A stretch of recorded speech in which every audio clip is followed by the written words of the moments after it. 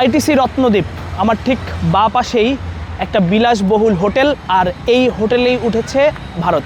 15 তারিখ পাকিস্তানের বিপক্ষে তাদের ম্যাচ, আর সেই ম্যাচকে সামনে রেখে ভারত এই বিলাসবহুল হোটেলে উঠেছে। আমি চেক করছিলাম যে এই হোটেলের প্রতি রাতের ভাড়া কত। সেখানে দেখা যাচ্ছে যে প্রায় 1 লাখ শ্রীলঙ্কান রুপি। এখানে এক রাত যদি কেউ থাকতে চায় তাকে ঠিক এই পরিমাণ অর্থ খরচ করতে হবে।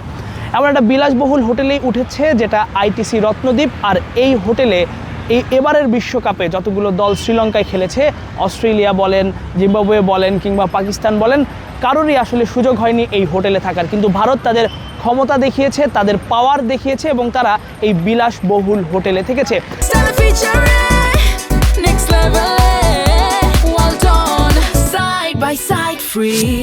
আরও একটা জিনিস খুব অবাক লেগেছে, কারণ শ্রীলঙ্কায় যেহেতু আমরা ম্যাচ কভার করতে এসেছি এবং আরও অন্যান্য সাংবাদিকরা এসেছে, তারাও বলছিলেন যে আসলে এত নিরাপত্তা কখনোই তারা দেখেনি। কারণ শ্রীলঙ্কার মানুষরা শান্তিপ্রিয়, এখানে আসলে খুব একটা আসলে নিরাপত্তা ঝুঁকি থাকার কথা নয়, কিংবা আমরা সেভাবে আসলে নিরাপত্তা ঝুঁকি দেখি না। এমনকি টিম বাসের সামনে একটা মাত্র পুলিশের গাড়ি দেখি এবং পেছনে একটা পুলিশের গাড়ি। কিন্তু আজকে যখন ভারত দল বিমানবন্দর থেকে আসলো, তারা রীতিমতো একটা স্কোয়াড নিয়ে আসলো এবং সেখানে পুলিশের স্কোয়াড ছিল, এখানকার শ্রীলঙ্কার সেনাবাহিনী ছিল এবং ব্যাপক নিরাপত্তা দিয়ে ভারত দলকে কিন্তু এই হোটেলে স্বাগত জানানো হয়েছে এবং এই হোটেল পর্যন্ত নিয়ে আসা হয়েছে।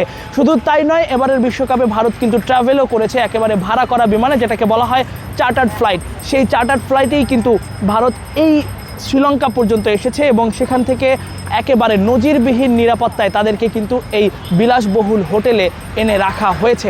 এবং আমরা আসলে জানার চেষ্টা করছিলাম যে ক্রিকেটাররা কি এখানে এসে আসলে তাদের রাতের খাবারটা গ্রহণ করবেন কিনা। আমরা জানতে পেরেছি যে সেই ফ্লাইটেই তাদের জন্য বিশেষ একটা খাবারের ব্যবস্থা করা হয়েছিল, যে ক্রিকেটাররা আসলে যেরকম ডায়েট চার্ট কিংবা যেভাবে আসলে তাদের রাতের খাবার তারা গ্রহণ করে থাকেন, সেই খাবারগুলো কিন্তু বিমানের ফ্লাইটেই তাদেরকে স্পেশালভাবে তাদেরকে সেই খাবারগুলো প্রোভাইড করা হয়েছে, যাতে তারা এখানে রেস্ট নিতে পারেন। যেহেতু গতকালকেই তারা একটা ম্যাচ খেলে এসেছেন, এরপরে আজকে তাদের ট্রাভেল ছিল প্রায় 4 ঘন্টার ট্রাভেল, এরপরে একদিন পরই কিন্তু আবার তাদের পাকিস্তানের বিপক্ষে নামতে হচ্ছে। এবং আমরা সেখানে দেখেছি যে ক্রিকেটারদের সঙ্গেও আসলে সব রকম সুবিধাই কিন্তু ভারতীয় ক্রিকেট বোর্ড বা বিসিসিআই দিচ্ছে, এবং বলতেই হয় যে টাকার গরম, ক্ষমতা সব কিছুই দেখাচ্ছে ভারত। এতক্ষণ আমাদের সঙ্গে থাকার জন্য ধন্যবাদ। আমি তাসফিক পলক আপাতত বিদায় নিচ্ছি শ্রীলঙ্কার কলম্বো থেকে।